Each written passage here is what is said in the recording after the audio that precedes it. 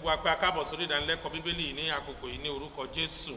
Pàápàá gbogbo àwọn tí wọ́n ń wò wá káàkiri, a gbàdúrà pé bí a ti ń lọ láti kẹ́kọ̀ọ́ nínú ọ̀rọ̀ Ọlọ́run yóò bùkún fún wa. Ẹ jẹ́ ká tẹríba ká gbàdúrà. Ọlọ́run, a dúpẹ́ lọ́wọ́ yín fún wákàtí àkókò yìí. A dúpẹ́ pé agbára ń bẹ nínú ọ̀rọ̀ yín. Bí a ti ń lọ láti lọ kẹ́kọ̀ọ́ nínú ọ̀rọ̀ náà, ní orúkọ Jésù Olúwa, ẹ wá mí sí wa. A gbàdúrà pé kí ẹ ṣí wa níyè, kí ẹ ràn wá lọ́wọ́ ká bá lè tẹpasẹ̀ ẹ̀kọ́ yìí gbé ìgbé ayé tí yóò bá ìfẹ́ yín mu. Ògo ni fún orúkọ mímọ́ yín ní orúkọ Jésù Kristi Olúwa wa. Àmín. It's a pleasure to have all of you online, particularly at this hour of Bible study. And I pray that the blessings of the Lord will be the portion of each of us in Jesus' name. For those who were with us last week, we were considering a subject, faith and fear.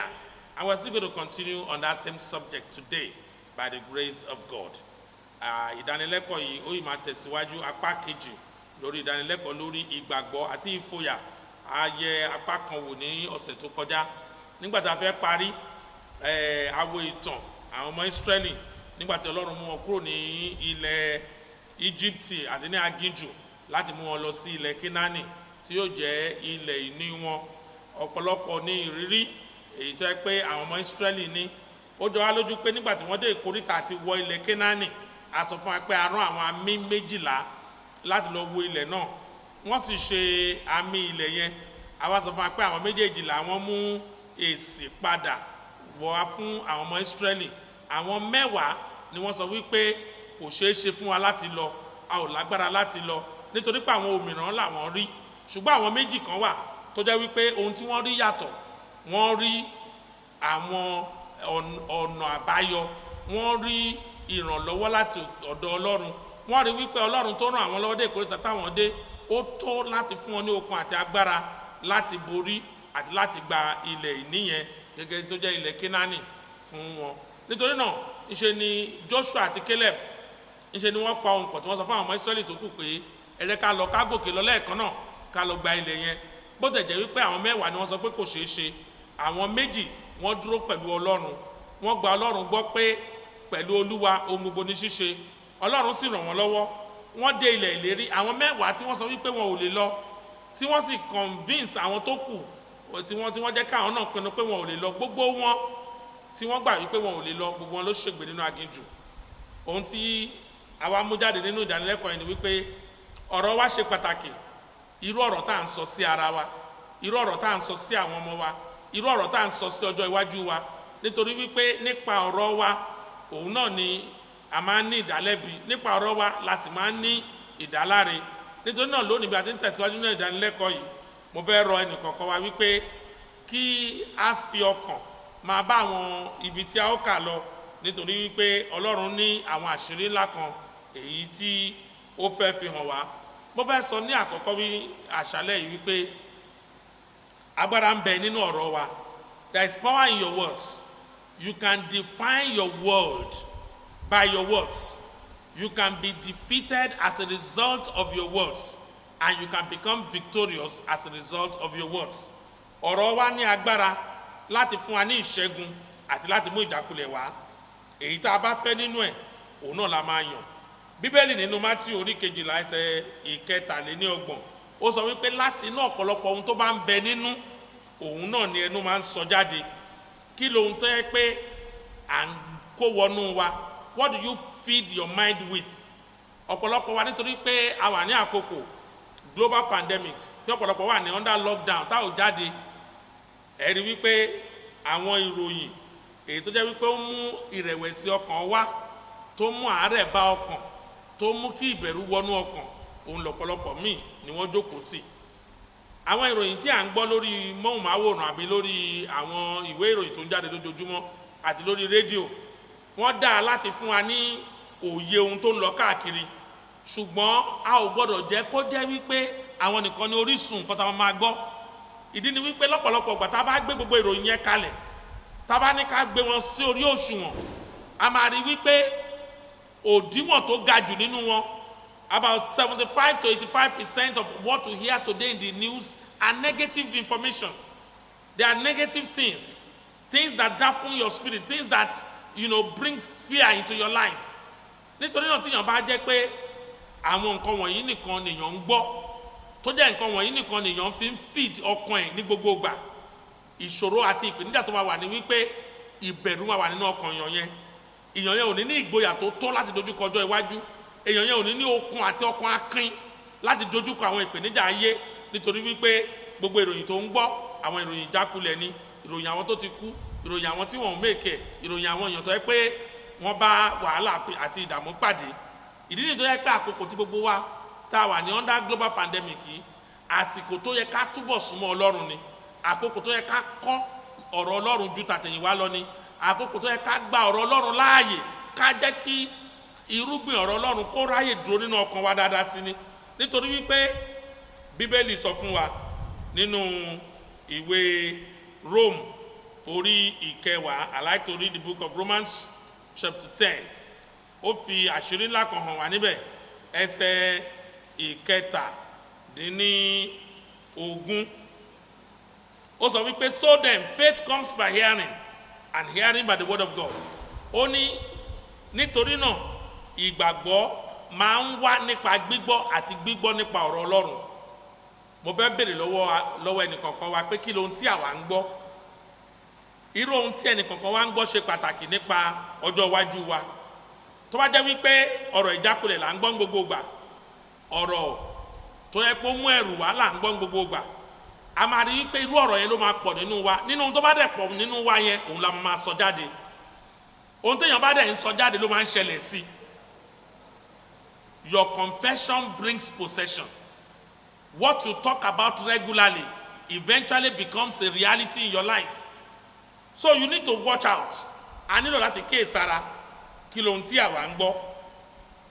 Nínú ìdánilẹ́kọ̀ọ́ tí a lò kọjá, mo sọ fún wa wípé ọ̀rọ̀ tí à ń sọ wípé má bẹ̀rù, ó farahàn nínú Bíbélì ní 366 times. Gbogbo ọjọ́ tó wà nínú ọdún kan jẹ́ 365 days. Ṣùgbọ́n ọdún tá a bá ní leap year, a máa ní 366 days. Ohun tí yẹn túmọ̀ sí ni pé fún ọjọ́ kọ̀ọ̀kan nínú ọdún, Ọlọ́run sọ wípé má ṣe kí ni o, má bẹ̀rù. Àtọkùnrin àtobìnrin àtọmọdé àti àgbà, Ọlọ́run sọ fún wa pé ká má bẹ̀rù. Nítorí pé ibi tí ẹ̀rù bá wà, ìgbàgbọ́ ò sí níbẹ̀. Ibi tí ìgbàgbọ́ bá wà, ẹ̀rù ò sí níbẹ̀. Ìgbàgbọ́ àti ẹ̀rù àbí ìfòyà wọn ìjọ ń gbé pọ̀, wọn kì í ṣọmọ ìyá. Àwọn méjèèjì ọ̀tọ̀ọ̀tọ̀ ni wọ́n máa ń rìnrìn wọn. Nítorí náà tí ìbẹ̀rù bá wà nínú ọkàn rẹ, ìgbàgbọ́ ò lè sí níbẹ̀. Tí ìgbàgbọ́ bá dẹ̀ wà nínú ọkàn rẹ, ìbẹ̀rù ò ní sí. Gẹ́gẹ́ bí ẹnì kankan, mo fẹ́ béèrè pé kí lohun tí wọ́n ń gbọ́, kí lohun tó ń fàyè gbà nínú ọkàn rẹ, irú ọ̀rọ̀ wo ló pọ̀ nínú rẹ. Nítorí wípé tí a bá fi àyè gba ẹ̀rù nínú ọkàn wa, a ò ní ìgboyà tó tó láti dojúkọ ọjọ́ iwájú àti láti kojú ogun ayé àti láti borí rẹ̀. Mo gbàdúrà fún ẹnìkọ̀ọ̀kan wa lórúkọ Jésù, ogun èṣù kò ní borí wa. Bó ti wù kí Sátánì gbìyànjú tó lórí rẹ, lórí àwọn ọmọ rẹ, lórí ẹbí rẹ, lórí ìdílé rẹ, lórúkọ Jésù ọ̀tá ò ní ṣe àṣeyọrí. Ọlọ́run yóò ràn ọ́ lọ́wọ́, Ọlọ́run yóò tì ọ́ lẹ́yìn. Ní àkókò lockdown yìí, mo gbàdúrà pé oore ọ̀fẹ́ tó nílò láti gbé ìgbé ayé aṣẹ́gun, lórúkọ Jésù lọ yóò yọ̀ǹda rẹ̀ sínú ayé rẹ. Nítorí náà a gbọ́dọ̀ jẹ́ kí ọ̀rọ̀ Ọlọ́run kó kúnnú wa. Bíbélì sọ nínú ìwé Kólósè orí ìkẹta, ẹ jẹ́ ká sáré wo ohun tí Bíbélì ṣe gbé kalẹ̀ ní kánmọ́kánmọ́ níbẹ̀. Ó sọ fún wa àṣírí ńlá kan èyí tó yẹ pé ó ṣe pàtàkì fún ẹnì kọ̀ọ̀kan wa. Ẹsẹ̀ ìkẹrìndínlógún, Colossians chapter 3 verse 16. Ó sọ wípé let the word of Christ dwell in you richly in all wisdom, teaching and admonishing one another in psalms and hymns and spiritual songs, singing with grace in your hearts to the Lord. Ó ní ẹ jẹ́ kí ọ̀rọ̀ Kristi kó máa gbénú yín lọ́pọ̀lọpọ̀. Nínú ọgbọ́n gbogbo, ká máa kọ́ni, ká sì máa ṣe ìtọ́ni ara wa nínú orin ìyìn àti nínú orin ti ẹ̀mí, ká máa kọrin pẹ̀lú oore ọ̀fẹ́ nínú ọkàn wa sí Olúwa. Ẹ̀rí ohun tí Ọlọ́run retí lọ́wọ́ wa ni pé ká jẹ́ kí ọ̀rọ̀ Ọlọ́run kó pọ̀ nínú wa. Ọ̀rọ̀ Ọlọ́run ló máa mú ìgbàgbọ́ wá. Bá ti kà á lẹ́ẹ̀kan nínú ìwé Róòmù orí ìkẹwàá ẹsẹ̀ kẹtàdínlógún pé ìgbàgbọ́ máa ń wá nípa gbígbọ́. Téèyàn bá ń gbọ́rọ̀ ìjákulẹ̀ ní gbogbo ìgbà, á gbàgbọ́ nínú ìjákulẹ̀. Ẹni bá ń gbọ́rọ̀ ìgbàgbọ́ nínú Ọlọ́run pé èmi lè ṣe ohun gbogbo nínú Kristi ẹni tó ń fagbára fún mi, èmi ju aṣẹ́gun lọ nípasẹ̀ Kristi ẹni tó fẹ́ mi, irú ẹni bẹ́ẹ̀ ìgbàgbọ́ rẹ̀ á rú sókè, á ní ìgboyà láti dojúkọ ìpèníjà àti láti borí ogun. Mo gbàdúrà lórúkọ Jésù fún ẹnì kankan wa, ogun ayé kò ní borí wa. Bó ti wù kí Sátánì gbìyànjú tó àti àwọn ọmọ ogun rẹ̀ lórí rẹ, lórí àwọn ọmọ rẹ, lórí ẹbí rẹ, lórí ìdílé rẹ, ní orúkọ Jésù ọ̀tá ò ní ṣe àṣeyọrí. Lórúkọ Jésù ó ga ju ọ̀tá lọ. Ọlọ́run yóò ràn ọ́ lọ́wọ́, Ọlọ́run yóò tì ọ́ lẹ́yìn, ọ̀nà àbáyọ Ọlọ́run yóò là fún ọ, àtìlẹ́yìn láti òde ọ̀run lórúkọ Jésù Olúwa yóò ràn sí ọ. Mo fẹ́ kí ẹnìkankan wa ká fọkàn sí wípé ó ṣe pàtàkì ká jẹ́ kí ọ̀rọ̀ Ọlọ́run kó máa gbé nínú wa, nítorí wípé tí ọ̀rọ̀ Ọlọ́run kò bá dúró nínú wa, a máa ronú lórí ìjákulẹ̀. Ẹgbọ́n tí Bíbélì sọ ní Proverbs orí 13, Proverbs chapter 23, màá sáré kà fún wa ẹsẹ̀ 7. Ó fi àṣírí ńlá kan hàn wá, èyí tó jẹ́ wípé yóò ràn wá lọ́wọ́ láti mọ bó ṣe yẹ ká gbé ìgbé ayé wa. Proverbs chapter 23 verse 7, ó ní, for as a man thinks in his heart, so is he. Ó ní bí ènìyàn bá ṣe rò nínú ọkàn rẹ̀, bẹ́ẹ̀ ni irú ènìyàn máa ń rí. Irú ohun tí a bá ń fi àyè gbà láti wọnú ọkàn wa gẹ́gẹ́ bí news, irú ìròyìn tá à ń fàyè gbà regularly, òun la máa ronú lé lórí. Tá bá dẹ̀ ń ronú lé wọn lórí, irú nǹkan yẹn ló máa pọ̀ nínú ọkàn. Ohun tó bá pọ̀ nínú ọkàn yàn, òun náà nìyàn máa ń sọ jáde. Ohun tó bá pọ̀ nínú ọkàn yàn, òun ló máa ń jẹ̀yàn lógún. Ohun tó bá ṣe pàtàkì sí wa la máa ronú sí. So Bíbélì wa sọ wípé béèyàn bá ti wá ń ronú lórí ìjákulẹ̀, tó ń ronú lórí ìfàsẹ́yìn àti ìbẹ̀rù, irú ẹni bẹ́ẹ̀ yóò jẹ́ ẹni ìjákulẹ̀. Irú ẹni yẹn kò ní lè tẹ̀síwájú, irú ẹni yẹn kò ní lè lu àlùyọ, nítorí wípé ó ti fi àyè gba àwọn ìròyìn tó máa sọ di akúrẹ̀tẹ̀, tó máa mú di ẹni tó yẹ pé kò ní lè tẹ̀síwájú nínú ayé rẹ̀. Ìwé Númérì orí 14 ní ẹsẹ̀ 28, ṣe ni Olúwa sọ fún gbogbo àwọn ọmọ Ísírẹ́lì èyí tó gba àwọn amí 10 yẹn gbọ́. Ó ní bí ẹ ti sọ ní etí mi, ó ní bẹ́ẹ̀ gangan lèmi yóò ṣe sí yín. Torí pé nígbà tí àwọn amí 10 tí wọn ò gbàgbọ́ nínú agbára Ọlọ́run kó lè mú wọn wọnú ilẹ̀ Kénáánì, tí wọ́n bẹ̀rẹ̀ sí ń sọ̀rọ̀, wọ́n sọ fún àwọn ọmọ Ísírẹ́lì tó kù wípé ilẹ̀ tá a lọ ilẹ̀ tó dára ni, ilẹ̀ tó ń ṣàn fún wàrà àti fún oyin ni. Wọ́n ní èso ilẹ̀ ẹ̀ dá o, torí wọ́n tẹ̀ já lára àwọn èso yẹn, wọ́n mú wá, wọ́n fi hàn wọ́n, ṣùgbọ́n wọ́n wá sọ wípé àwárí àwọn òmìrán níbẹ̀. Wọ́n ní àwọn òmìrán yẹn wọ́n jẹ́ àwọn ìran ọmọ Ánákì. Wọ́n ní àdàbí ẹlẹ́ǹgà, that is grasshoppers, ní ojú wọn. Wọ́n ní bẹ́ẹ̀ sáà ni àwárí lójú wọn. Ó jọ mí lójú pé fúnra ara wọn ni wọ́n reduce ara wọn, wọ́n fi ẹnu wọn wọ́n fi gé ayé wọn kéré. Wọ́n ní grasshopper làwọn jẹ́. Ẹ̀rí Ọlọ́run tò wọ́n síbi tó ga, ṣùgbọ́n àwọn fúnra wọn wọ́n jára wọn kulẹ̀, wọ́n já ìràwọ̀ ara wọn. Wọ́n sọ wípé àwọn ò lè ṣe, wọ́n láwọn ò lágbára, wọ́n ní ẹni jẹpẹrẹ làwọn jẹ́. Nítorí ọ̀rọ̀ wọn, ìṣe ni wọ́n jẹ́ ẹni tó jẹ́ wípé wọn ò lè dé ilẹ̀ ìlérí. Bíbélì wa sọ wípé àwọn 10 yẹn àti gbogbo àwọn tí wọ́n gbà wọ́n gbọ́, wọ́n bẹ̀rẹ̀ sí ń kùn, wọ́n bẹ̀rẹ̀ sí ń ṣọ̀tẹ̀, wọ́n bẹ̀rẹ̀ sí ń sọ̀rọ̀ òdì. Wọ́n wá bẹ̀rẹ̀ sí ń sọ wípé kílé tó wá mú wa dé ní aginjù nígbà tó mọ̀ pé òun ò lè mú wa wọnú ilẹ̀ Kénáánì. Nítorí ọ̀rọ̀ tí ò dá tí wọ́n sọ yìí, Bíbélì sọ fún wa wípé Ọlọ́run wá sọ̀rọ̀ sí Mósè. Ó ní kó kéde fún àwọn ọmọ Ísírẹ́lì pé gbogbo àwọn tí wọ́n sọ̀rọ̀ òdì létí òun, gbogbo àwọn tí wọ́n gba ìròyìn ìjákulẹ̀ yẹn gbọ́, ó ní wọn ò ní lè kọjá sí ilẹ̀ ìlérí yẹn. Gbogbo wọn ni wọ́n kú nínú aginjù. Ọ̀rọ̀ wọn ló ṣekú pa wọn, ọ̀rọ̀ wọn ló mú ìjákulẹ̀ bá wọn, ọ̀rọ̀ wọn ló sọ wọ́n di ẹni tó yẹ pé kò jẹ́ kí wọ́n lè dé ilẹ̀ ìlérí. Mo fẹ́ béèrè lọ́wọ́ rẹ arákùnrin arábìnrin, dáàdì àti mọ́mì, ọ̀nkú, irú ọ̀rọ̀ wo lẹ́yìn gan sọ síta? Àǹtí, irú ọ̀rọ̀ wo ló ń jáde lẹ́nu yín ní gbogbo ìgbà?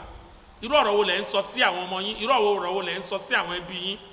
Ọ̀pọ̀lọpọ̀ àwòrán ẹ̀ báyìí, á ní mi ò lè méèké, á ní gbogbo ẹ̀ ti dàrú fún mi, á ní gbogbo iṣẹ́ mi ò lọ dáadáa. Ohun téèyàn bá sọ sí ara ẹ̀ ló máa ń ṣẹlẹ̀ sí. Nítorí náà o gbọ́dọ̀ gba Ọlọ́run gbọ́. You may not be where you ought to be. There's no problem about that. ṣùgbọ́n ó gbọ́dọ̀ gba ọlọ́run gbọ́ pé kì í ṣe ibi tó wà yìí ló máa wà. Ọlọ́run lágbára láti fà ọ́ yọ kúrò níbi tó wà kó tò ọ́ síbi tó yẹ kó wà. God wants to lift you from where you are to where you ought to be, and you must believe him for that. And that's the reason why your words must be in line with the word of God. You must constantly speak in line with the scriptures. Your words must not antagonize the plan and the purpose of God for your life. Your words must fall in line with the will of God for your life. I'd like to show you a secret from the book of Joel. The book of Joel, the Lord has something for us there, a very, very important message from the Lord. I like to read Joel chapter 3, verse 10. It says, beat your plowshares into swords, and your pruning hooks into spears. And part B, which actually I want to share with you, says, let the weak say, I am strong.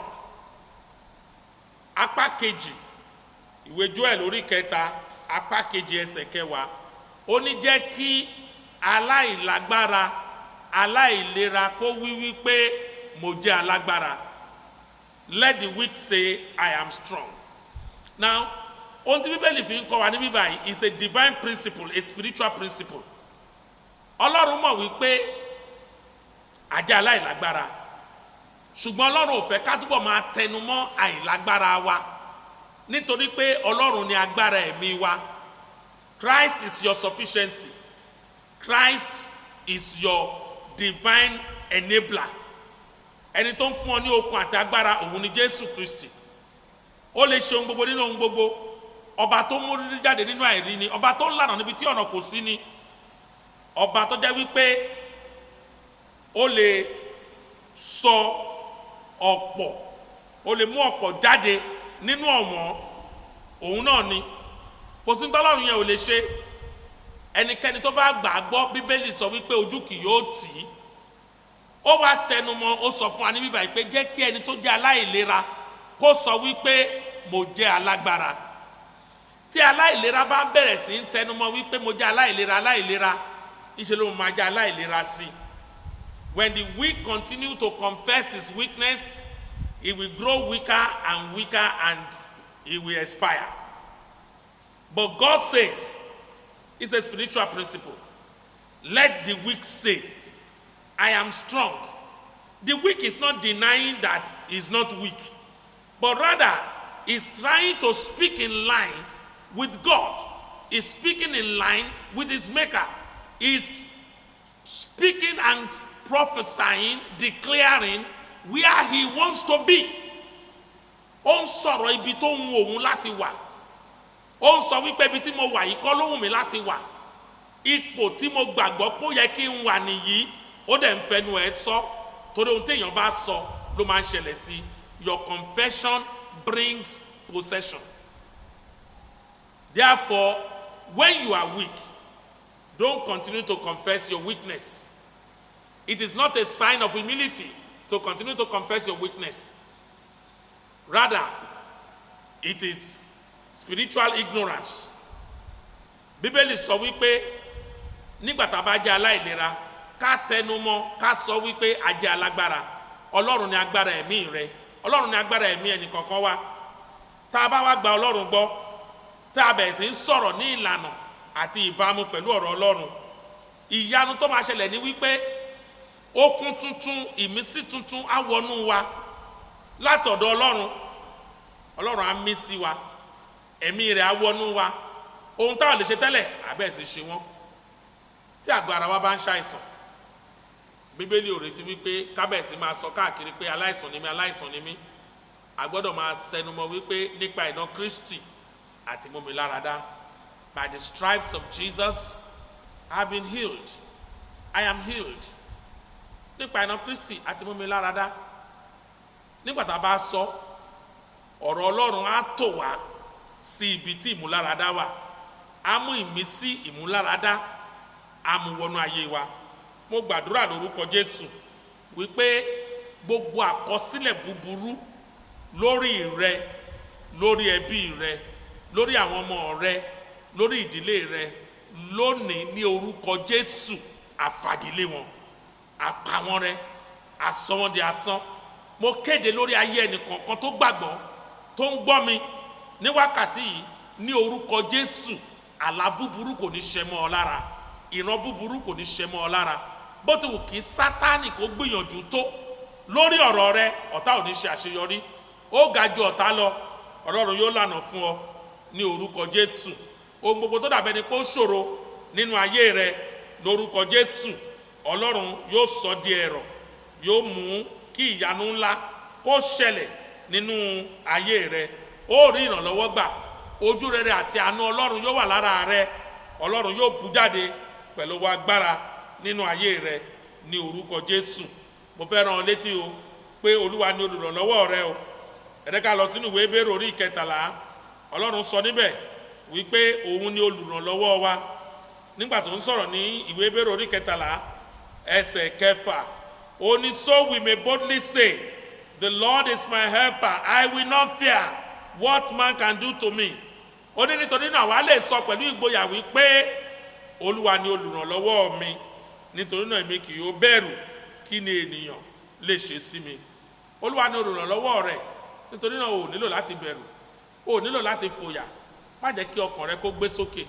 Gba Ọlọ́run gbọ́ fún ìyanu láàrin gbogbo làásìgbò, ìdààmú, wàhálà èyí tó wà nínú ayé yìí.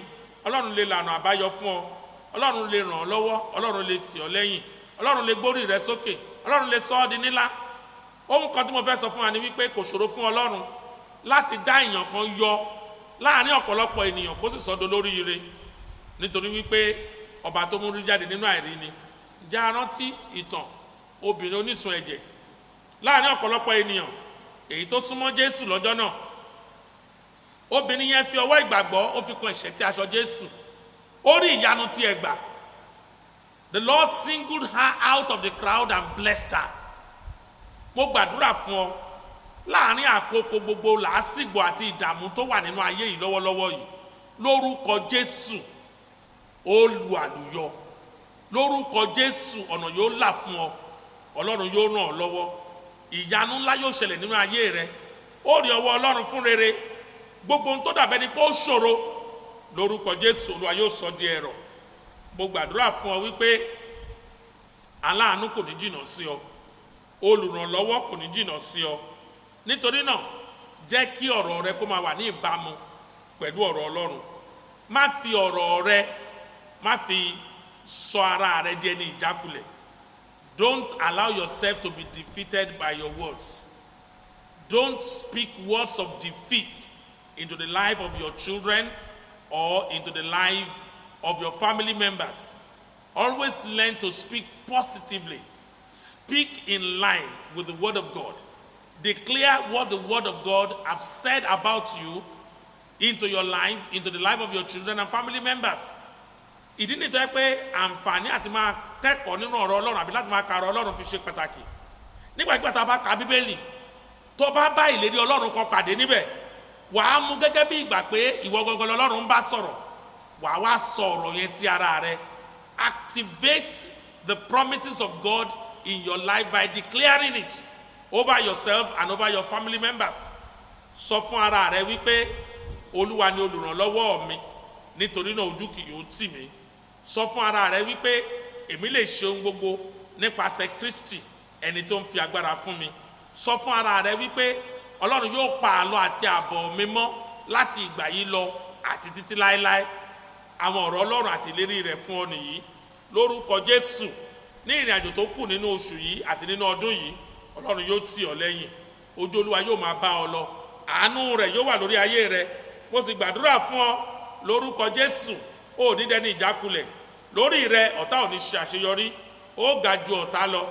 Fi ààyè gba ìgbàgbọ́ nínú ọkàn rẹ. Má ṣe fi ààyè gba ẹ̀rù. Ẹ̀rù ló máa ń mú ìjákulẹ̀ wá. Ìfòyà ló mú ìjákulẹ̀ wá. Gba Ọlọ́run gbọ́ fún ìyanu, yóò sì rí bẹ́ẹ̀ nínú ayé rẹ ní orúkọ Jésù. Mo fẹ́ kókó gbogbo àníyàn rẹ lé Ọlọ́run lọ́wọ́ o. Ìwé Pétérù kínní orí 5 ẹsẹ̀ 6 àti 7. ó sọ wípé therefore humble yourselves under the mighty hand of God, that he may exalt you in due time, casting all your care upon him, for he cares for you. Ó ní nítorí náà ẹ rẹ ara yín sílẹ̀ lọ́wọ́ abẹ́ agbára Ọlọ́run Olódùmarè kí òun kó lè gbé yín ga ní àkókò. Ẹ máa kó gbogbo àníyàn yín lé nítorí ó ń káàánú fún yín. Ẹ̀rí Ọlọ́run ń káàánú nítorí rẹ, Ọlọ́run ń ronú rẹ. You are important to God. God is thinking about you. He's taking thoughts about you. He's concerned about your life. You matter to him. You are significant. Ẹ̀dá ọwọ́ rẹ̀ ni ọ́, iṣẹ́ ọwọ́ rẹ̀ ni ọ́. Ọlọ́run jẹ́ oníṣẹ́ tí kì í jẹ́ kí iṣẹ́ rẹ̀ bàjẹ́. You are a product of God's handiwork.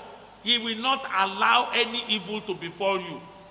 Sátánì lè gbógun, ṣùgbọ́n mo gbàdúrà fún ọ lónìí, ogun èṣù kò ní borí rẹ. Ìwọ ló borí ogun. Lórúkọ Jésù ọ̀nà yóò là fún ọ. Gbogbo ohun tó dàbẹ́ ni wípé ó ṣòro yẹn, alágbára ni Jésù. Ọba tó ń la ọ̀nà níbi tí ọ̀nà kò sí, yóò rán ìrànlọ́wọ́ sí ọ. Ó ní ẹ kó gbogbo àníyàn yín lé níbi àdúrà, tọ̀ Ọlọ́run lọ. Gbàdúrà, mú àwọn ẹ̀bẹ̀ rẹ tọ̀ Ọlọ́run wá, kó o sì gbàgbọ́ ìyanu ńlá yóò ṣẹlẹ̀. Nítorí náà má jẹ́ kí ẹ̀rù kó bá ọ, ọjọ́ ọ̀la yóò dára fún ọ. Nítorí Bíbélì sọ wípé ẹ rẹ ara yín sílẹ̀ lábẹ́ agbára Ọlọ́run Olódùmarè, òun yóò sì gbé yín ga ní àkókò. Òun fẹ́ gbàdúrà pẹ̀lú rẹ láìpẹ́. Kí ni àwọn àníyàn rẹ? Kí ni àwọn ìpèníjà rẹ? Kí ni àwọn nǹkan tó ń gbé ọkàn rẹ sókè? Kí ló mú kó máa sọ̀rọ̀ òdì sí ọkọ rẹ, sí aya rẹ, sí àwọn ọmọ rẹ? Ṣé àwọn àìní tó wà nínú ayé rẹ ni? Lónìí Ọlọ́run yóò ràn ìrànlọ́wọ́ sí ọ. Ó ní ànító àti àníṣẹ́kù. Mo gbàdúrà fún gbogbo ẹni tó gbàgbọ́, gbogbo ọ̀rọ̀ òdì èyí tí ẹ ti fẹnu yín sọ sí àwọn ọmọ, sí ọkọ, sí aya àbẹ́nikẹ́ni nínú ìdílé yín, lónìí lórúkọ Jésù mo fagilé wọn, a pa wọ́n rẹ́, a sì bà wọ́n jẹ́ ní orúkọ Jésù. Mo sọ wípé lónìí ìbẹ̀rẹ̀ ọ̀tun yóò bẹ̀rẹ̀ nínú ayé rẹ. Ẹ jẹ́ ká tẹríba ká gbàdúrà. Ọlọ́run a dúpẹ́ lọ́wọ́ yín fún ọ̀rọ̀ tó ẹgbẹ́ ti rán sí wa, ọ̀rọ̀ tó ń kini láyà, ọ̀rọ̀ ìgboyà, ọ̀rọ̀ akin. Ọlọ́run ẹ gbà ọpẹ́ wa. Lónìí a dojúkọ ẹ̀mí ẹ̀rù, ẹ̀mí ìfòyà, a lé jáde nínú ọkàn wa. A sọ wípé lórúkọ Jésù gbogbo ẹ̀mí ẹ̀rù nínú ayé wa, lórúkọ Jésù ẹ máa jáde. Ìgbàgbọ́ tòótọ́ kó gbilẹ̀ nínú ọkàn ẹnìkọ̀ọ̀kan wa. Oore ọ̀fẹ́ táwọn fi bá Ọlọ́run rìn, táwọn fi ṣèfẹ́ rẹ̀, lórúkọ Jésù kó fẹsẹ̀ múlẹ̀ nínú ayé wa. Ìrànlọ́wọ́ látòkè wá, Olúwa ẹ rán sí wa. Mo gbàdúrà fún ẹnìkọ̀ọ̀kan o, èyí tó yẹ kó ń bẹ lábẹ́ iṣẹ́ ìránṣẹ́ yìí, Ọlọ́run ìyanu tí ẹnìkọ̀ọ̀kan ń retí, lórúkọ Jésù ẹ ṣe nínú ayé wọn. Mo pàṣẹ gbogbo òkè ìṣòro nínú ayé ọkùnrin, obìnrin, ọmọdé àti àgbà tó ń bẹ lábẹ́ iṣẹ́ ìránṣẹ́ yìí, lórúkọ Jésù kó di pẹ̀tẹ́lẹ̀. Mo pa á láṣẹ àkọsílẹ̀ búburú lórí ayé ẹnikẹ́ni èyí tó yẹ pé ń gbọ́ ọ̀rọ̀ Ọlọ́run yìí, lórúkọ Jésù iná ẹ̀mí mímọ́ kó jó wọn dànù. Mo gbàdúrà wípé ìrànlọ́wọ́ láti òkè wá, Olúwa ẹ rán sí ẹnìkọ̀ọ̀kan. Olúwa ẹ dì wá mú, ẹ ràn wá lọ́wọ́, ẹ mú ayé wa tẹ̀síwájú, ẹ fáyé ẹnìkọ̀ọ̀kan ṣe ìyanu. Oore ọ̀fẹ́ yín ẹ jẹ́ kó tó fún ayé wa. Ògo ni forúkọ mímọ́ yín. A dúpẹ́ pé ti gbọ́ àdúrà wa. Ìṣẹ́gun yín ẹ jẹ́ kó farahàn nínú ayé wa. Lónìí lẹ́ẹ̀kan sí mo sọ wípé gbogbo ọ̀rọ̀ òdì tá a ti fẹnu wa sọ jáde sí ara wa, sí àwọn ọmọ wa, sí aya àbí ọkọ wa àbí ẹnikẹ́ni nínú ìdílé wa, a fagilé wọn, a bà wọ́n jẹ́, a sọ wọ́n di asán ní orúkọ Jésù. A sì pàṣẹ pé ìpinnu Ọlọ́run, èròǹgbà Ọlọ́run fún rere kó bẹ̀rẹ̀ sí fẹsẹ̀ múlẹ̀, kó sì máa farahàn nínú ayé ẹnìkọ̀ọ̀kan. Ògo ni forúkọ Ọlọ́run wa ní orúkọ Jésù Kristi Olúwa wa. Àmín. Arákùnrin àti arábìnrin, mo dúpẹ́ lọ́wọ́ yín fún àǹfààní tí ẹ fi darapọ̀ mọ́ wa lórí ètò yìí. Mo gbàdúrà wípé ní orúkọ Jésù ìbùkún tẹ́ ẹ ti rí gbà yóò bá yín kalẹ̀. Màá máa fojú sọ́nà láti tún bá yín pàdé lórí ìdánilẹ́kọ̀ọ́ yìí ní ìgbà mìíràn. Títí di àkókò náà, ìbùkún Olúwa kó máa bá yín gbé ní orúkọ Jésù. Àmín.